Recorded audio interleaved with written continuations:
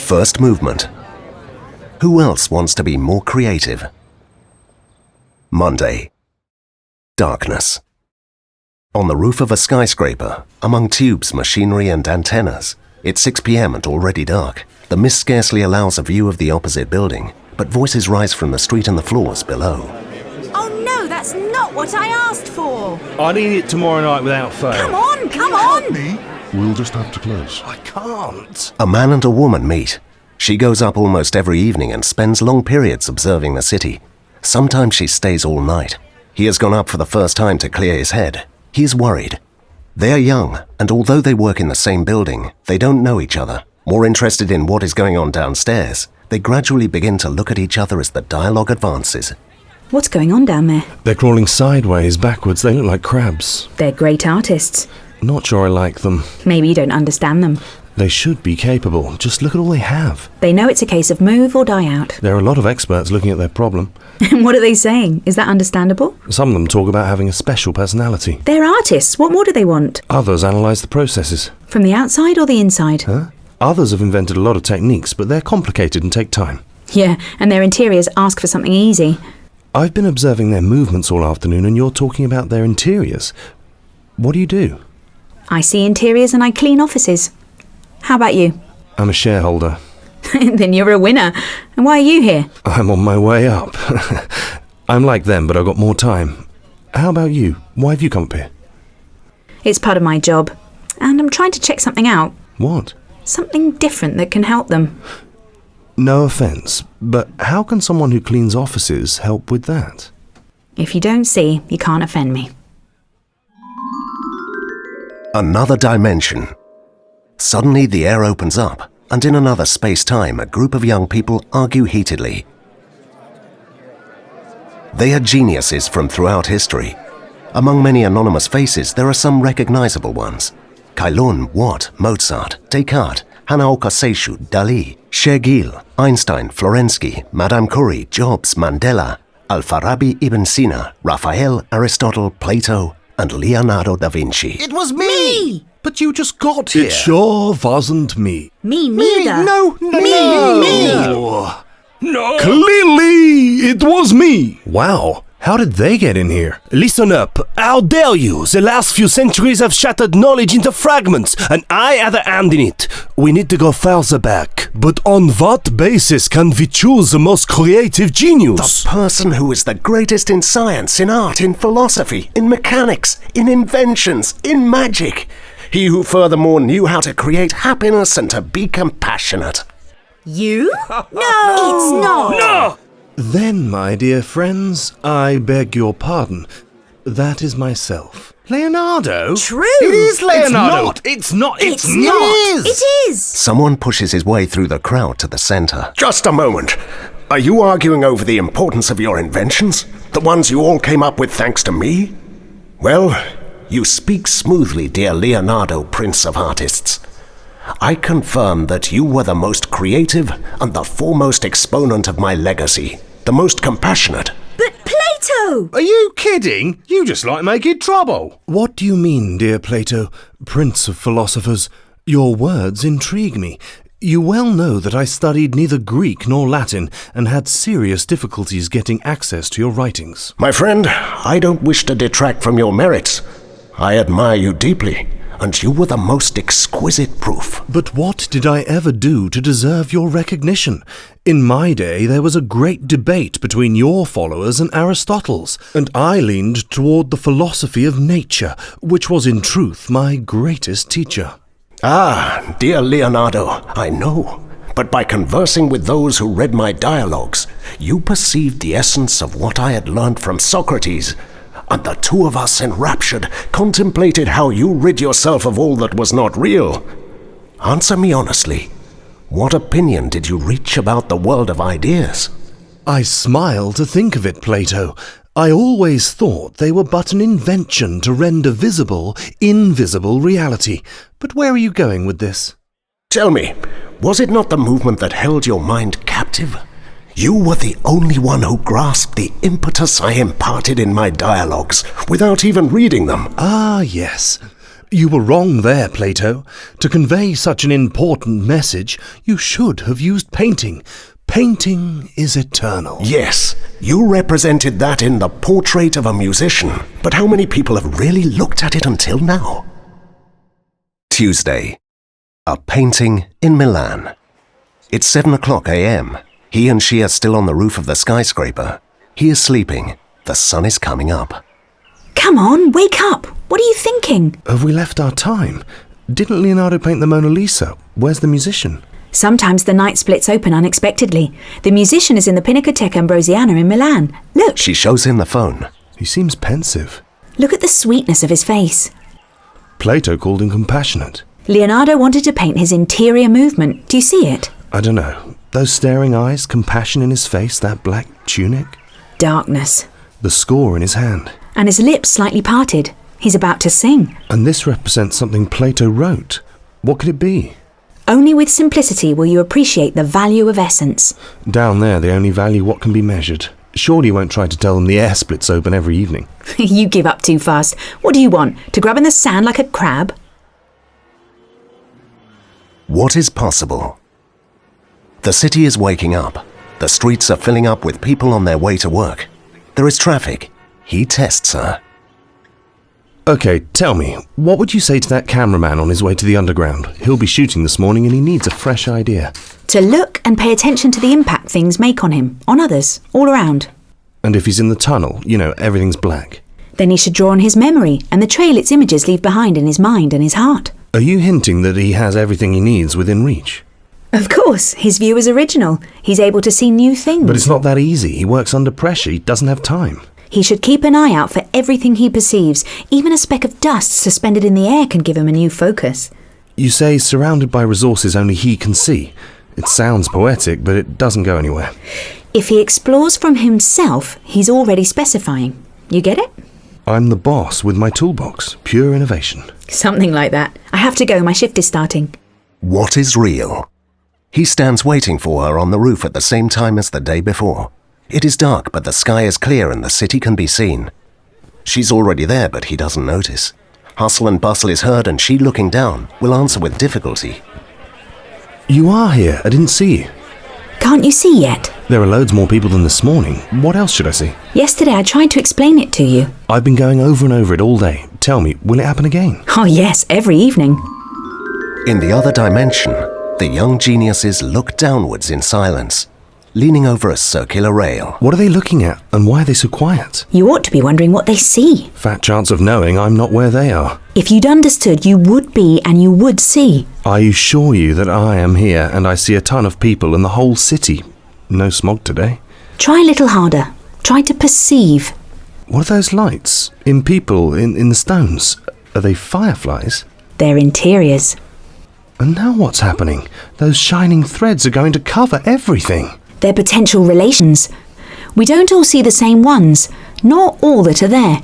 It depends on how present you are, where you are, and how you are. And what do I do with this? Give life. What?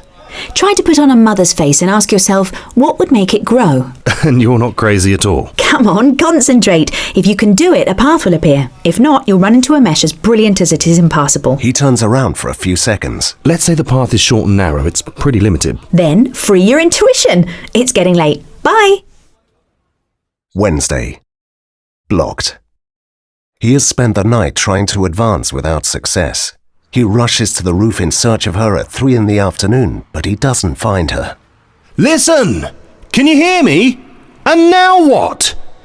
I didn't find one path, or 2, or 3. I found 4. I could have gotten tangled up in that shining maze. I could have not even seen it, but I did. And I found alternatives. I'm blocked. So now what? The young geniuses seem like they're at a party. Voices, the noise of construction work are heard. Plato calls out, shouts, rants. Beauty is difficult! Beauty is difficult!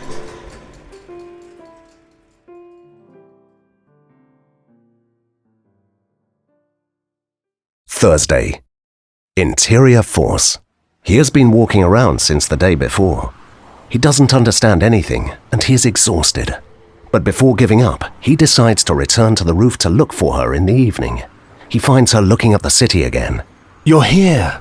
What's wrong? You look terrible. I don't understand anything. I give up. Yesterday I saw them. Plato was yelling, "Beauty is difficult." Why would he yell like that? Maybe to make himself heard? We hear pounding, engines, metallic noises, voices, and music. You don't know how to continue? Start any way you can. One thing will lead to another. Beauty is difficult. That's motivating. What's with you? Why do you seem so happy? I can't hear you. Look! The noises echo louder, in rhythm.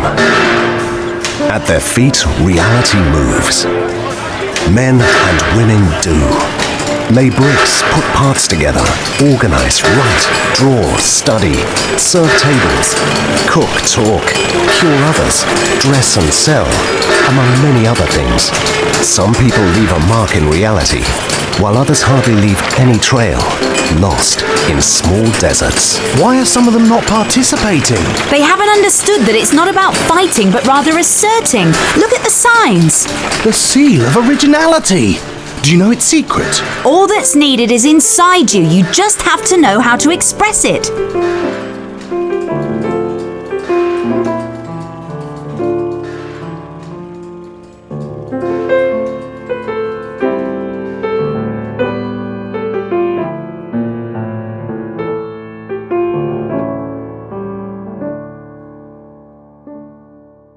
Three steps.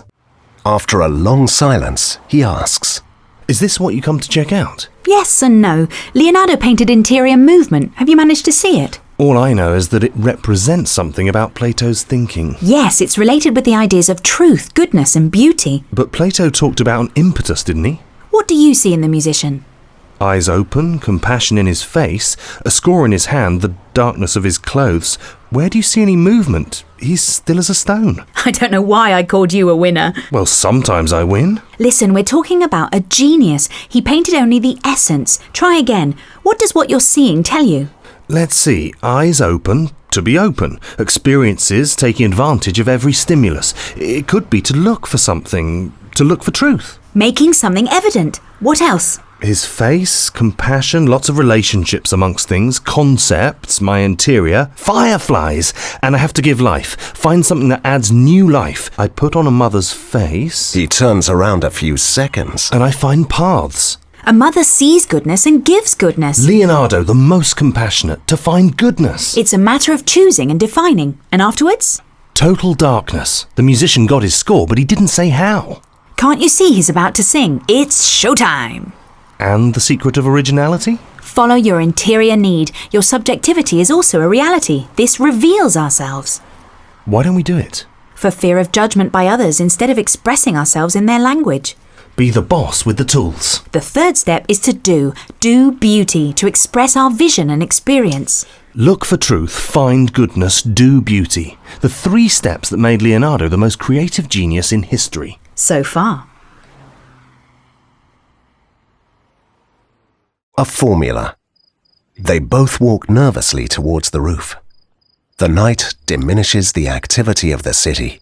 Some small deserts and dimming interiors are seen.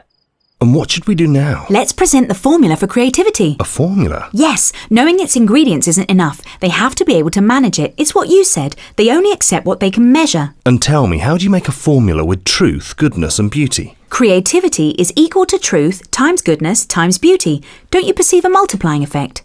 Aesthetically it's nice, it's inspirational, but how can it be measured? I saw a shareholder do that, with points. Meaning what precisely? Truth is knowing reality. You can't encompass all of it, nor not know some of it. So points are parts, percentages. Makes sense. And beauty? You can indicate an idea of perfection scoring from 0 to 10, but you know that ugly is a matter of taste, and perfection's impossible. Seems logical. And how about goodness? The same as beauty, but there can be negative points. So goodness decides value, creation or destruction. Shareholders ought to work with a stock value to stay in the black. They could also introduce gratuitousness into their accounts. Who owns a speck of dust suspended in the air, or someone's memory? I'm not able to appreciate the validity of this formula, but it's all that we have. Plato, Leonardo, and the young geniuses observe the man and woman attentively. They don't see them. There's still more. More? What did you want at the beginning? To stop acting like a crab. They need help to accelerate. This is what I'd like to check out. I'm lost. Your colleagues generally present new ideas with a glowing light bulb. I've seen it when I clean their offices, and I've been thinking. I'm ready for anything. Dynamic physics, reality in motion, acceleration would be equal to the activated creative force divided by the resistance that this stimulus finds. That's daring. I've read that Albert Einstein drew inspiration from the ideas of truth, goodness, and beauty, and that he himself used his formula to render visible other invisible forces. Friday. It's showtime. It's 10 o'clock in the morning. He and she have moved to a central station. There are lots of people. They've set up a stage, are dressed in eye-catching clothes and look taller strapped on stilts. Behind them a huge poster says, "Who else wants to be more creative?" Come on over, gather round! Who else wants to be more creative? Dear friends, come with us! Do you know the secret of originality? No more mental blocks! Live the true adventure of creativity. And stop grubbing like a crab! Activate yourself. Be open to reality! And look for truth. Be like a mother for a few seconds! And find goodness. Start any way you can and follow your interior need! And do beauty. Evaluate yourself, vote, measure your progress. How much have I seen? Have I looked enough? If you can't see anything, ask yourself, am I in reality? If you can't find anything, be more compassionate. If you can't do anything, try and laugh. And be happy. Interiors light up, shining threads spread and reality moves. People are working and growing. It's a festival of progress. From the air, Plato continues to cheer. Beauty is difficult! Beauty is difficult!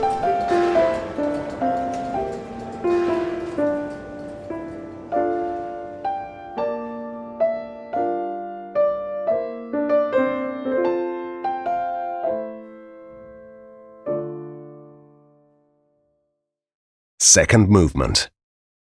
Beauty is difficult. Thursday. In the alley. A week later, he asks her for a meeting on top of the skyscraper at noon. Workers are installing HVAC ducts on the building opposite, and the noise of reality in construction rises from the street. I can hear noise, but I can't see anything. We're in the dark. In nothingness, like the musician's clothing. Do you remember Plato telling Leonardo to get rid of everything that's not real? Well, let's be realistic. We're in the alley. No, we're in the connection. Knowledge.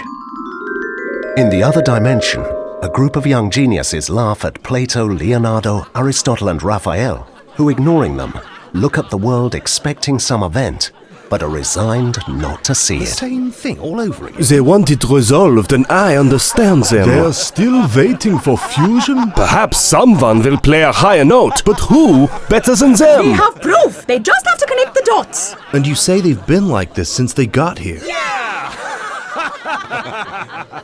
Leonardo, Plato, Aristotle, and Raphael talk in low voices. They've perceived the impetus, but they're still lost. Aristotle, my son, they call me crazy for talking about two worlds. Lots of your books were lost. They don't know your sense of humor. Father, I just wanted to clarify things. Oh, you, master builder. You raised a high wall. They're very close. They'll come through the darkness. They're following the creative connection. Leonardo, for a follower of natural philosophy, you forgot to reflect Aristotle's work in The Musician. But Plato, why go on about it? You know it can't be done. It's metaphysics. Excuses, excuses. Only dialogue leads to knowledge. Socrates was right. Beauty is difficult. Beauty is difficult. The form. He and she are still on the skyscraper's roof. At the building opposite, workers are still fitting HVAC duct parts together. The reality continues to move. And hey presto, Aristotle appeared. But didn't he criticise him? I really can't say. When Plato died, he left the Academy and Athens. And why would he do that? Out of sorrow? What do you mean? Nothing. I'm following the creative connection. She holds up a museum ticket. I know that painting. It's the School of Athens by Raphael. He painted Plato with Leonardo's face. But if Leonardo was a follower of Plato, what's Aristotle contributing? Look at their hands. Plato's pointing up and Aristotle's facing down. And where are they looking? Plato's looking forward and Aristotle at Plato. Plato ideas, Aristotle construction. He disentangled what intelligence grasps or places into things when it makes something new. And what's that? The form. Play. She uses a wet mop to draw two large rectangles side by side on the floor. During the dialogue that follows, she draws another two slightly narrower rectangles on the first ones, and another 5 still narrower ones above these. Lastly, one on the top. Together, they will form a pyramid that she keeps redrawing. Each box is an area of the form. Hurry up, it'll dry up. That's precisely what happens. Does not understand. Where do they come from? Aristotle. It's all in Wikipedia. Where intelligence places things to do something new. Or where you place yourself to grasp something new that you can do. She jumps to the box at the left of the pyramid's base. Come on, jump to the box on the right. He follows her. I'm at the focus and you're at the quantum. How's that? I'm at what I want to do, you're at everything I'm counting on to do it. Well, you won't get anything if you don't tell me what you want to do, or if I don't tell you what I have. They swap boxes. Aristotle says both are indispensable to do something new. He returns to the quantum. Quantum sounds like a value chain. It includes everything that can be measured. Now, move up to relation. How do you see it from there? Impacts, effects, on others, on things, on the environment. She jumps to the box on the focus. And differentiation is here. I get it. They're the values, the qualities of the focus. The focus must go through everything, and from each box we try to redo the quantum. It might even need to be increased if something more is needed. We shareholders buy in order to grow. She keeps drawing on relation and differentiation. And what are these? Action, sensitivity, time, place, and position. He takes giant steps back and forth from the different boxes to the quantum. What can my intelligence place into its action or into what happens to it? What do I grasp from the when, the where, and the arrangement? Afterwards, go back to the quantum and redo it. This is the last one, the state. Everything that what's new brings together. What if it doesn't live up to the result you were expecting? Then don't try to fool yourself with appearances. Keep on redoing it. There's hardly a trace of the pyramid left on the floor, but he moves over the area where it was. It's not so complicated. Always the focus on the quantum. Pay attention to the relation and then change boxes. What can I place here? How does it look from there? Innovating is a composition. Leonardo painted it. The score. The music, the clothing, the darkness. Now you see it, now you don't. Young geniuses yell disconcerted. Did you see anything? What happened? But what have they discovered? Why are they laughing? Was fusion produced? Beauty is difficult. Beauty is difficult. Beauty is difficult.